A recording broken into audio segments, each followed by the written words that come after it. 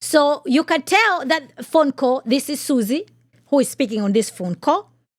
I could not hear the other person on the other line. I'm only hearing Susie. So are we going to have information of the other person who's on the other line? So far, that's not available, okay?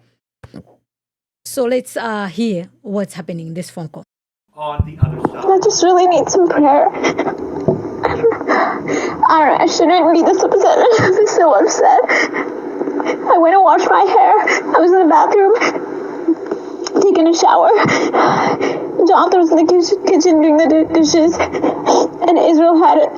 It's his birthday today, so he had a friend for a sleepover. And the doorbell rang, and Jonathan said, Israel, it's Rowan's dad, because he was supposed to be here. So Rowan and Israel run to the front door, and it's Joni, and she just hands him an envelope, says, love you, and it's a happy birthday, and she walks away, and I know that's okay, but it's the big picture, and it's on its own, because a few days ago she texted Jonathan with all these, happy smileys, everything's okay, and she's like, I want to give Israel a present, and Jonathan drew a boundary. No access to our children while you are actively trying to destroy us. She has men with guns following us and taking pictures and intimidating us. And then she dares to come. She crossed a boundary. She just came to my front door. As a mother, I feel like an absolute failure again.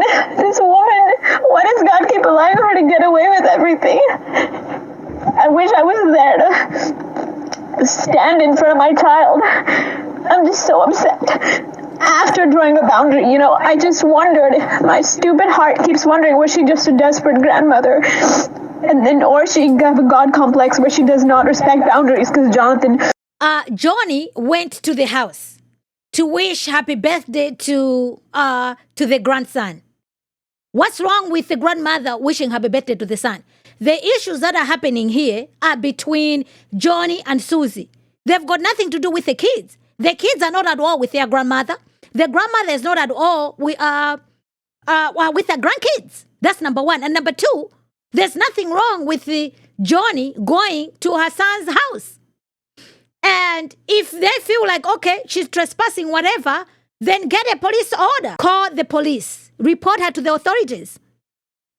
Get a restraining order against Joni. If she's a threat, get a restraining order. Not only that, what's wrong with Jonathan communicating with his mother? What's wrong with the mother communicating with her son? So I'm very troubled as to why is Susie having an issue with that? Do you honestly want to be enemies with your mother-in-law? Even if all these things have happened, why don't you want forgiveness? Why don't you want restoration? Why don't you want things to be resolved? Why don't you want things to be resolved? I'm disturbed. Okay? And how is it serving the purpose of, I don't know whether it was Susie or it was a friend. Why are you recording? Once again, these issues, why are you recording? Why are you recording? If you have an issue, call the police, get a restraining order. And even if your friend recorded it, why is this thing being distributed to the public? What is the purpose?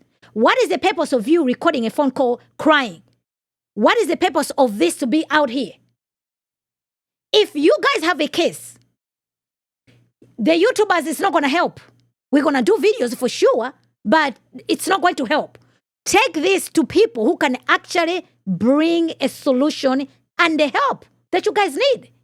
I don't see how this is helpful in any way, shape, or form. In any way, shape, or form. Okay? And then she said, okay, this woman, she's doing everything to destroy us. We did not know this story and what was happening at DayStar. They spoke to the reporter. The reporter broke the story publicly. So you guys are biting the hand that's been feeding you. That's on you. This is absolutely on you. Or she have a God complex where she does not respect boundaries, because Jonathan said no. What kind of woman goes to some other woman's children and crosses that boundary? That is so invasive and wrong. I would never do that to another woman's children, no matter how...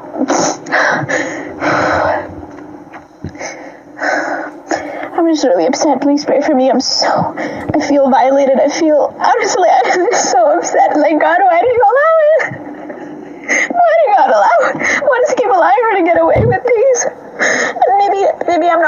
big picture. Maybe she went and she looked in Israel's eyes. Maybe chains broke of bondage. I don't know. But please pray, because I'm supposed to head out of town in an hour, and I'm just like traumatized. I don't want to go.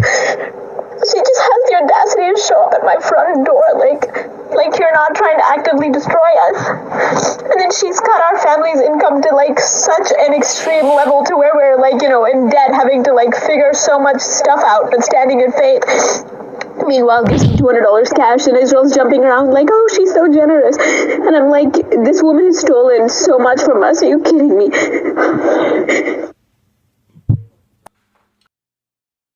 So that is that is Susie. Okay.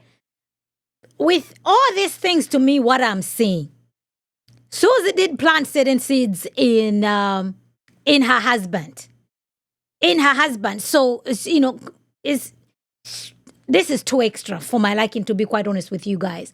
She planted certain seeds, and now, the fruit has grown. This issue can be resolved in a different manner.